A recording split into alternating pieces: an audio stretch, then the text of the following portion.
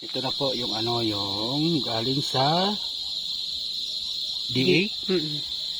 DAATI. Yan. Cucumber. Ramgo seeds. Yan.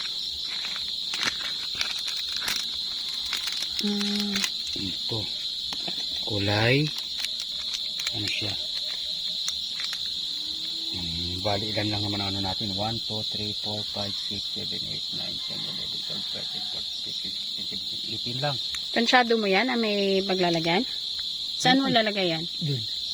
Saka dito. Saan? Yung nasa, yung nasa tabi ng bahay? Hindi pa yan. Yung dyan lang. Yan dyan lang. Yung nasa may papaya? Ito. At saka ito? Ito na yan ng kailan. Madang ko ilalagay. Ilan ang kasya? Anong distance yan? Tapos doon dapat niyo, di ba yun? Yung nandun banda?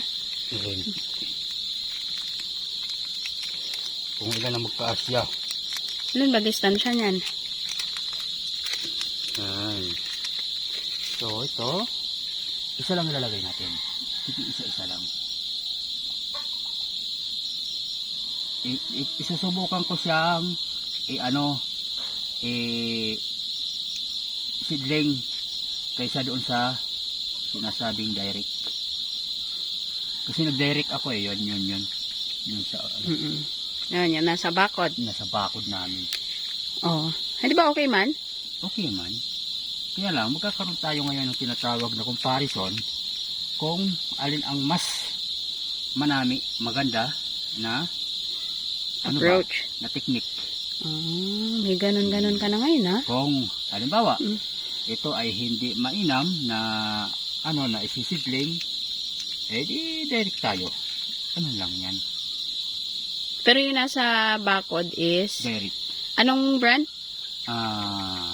West. East-West na cucumber.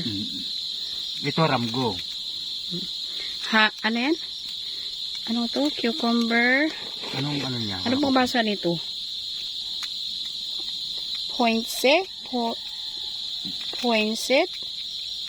Basta ganyan. Kakaiba, ha? Parang French, ha? Galing nga yan François. doon. Galing nga yan doon siguro sa France. France.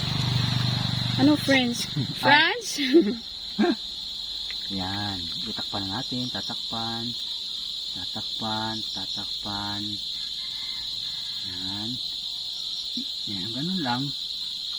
Hindi, ang layo ko pala. Na-realize ko. Yan. Wala na. Absent-minded itang cameraman ko. Minsan, ganon. Kano kalalim? Basta, Twice sa kanya? Twice the size of the seed. Okay. Okay, Next. done?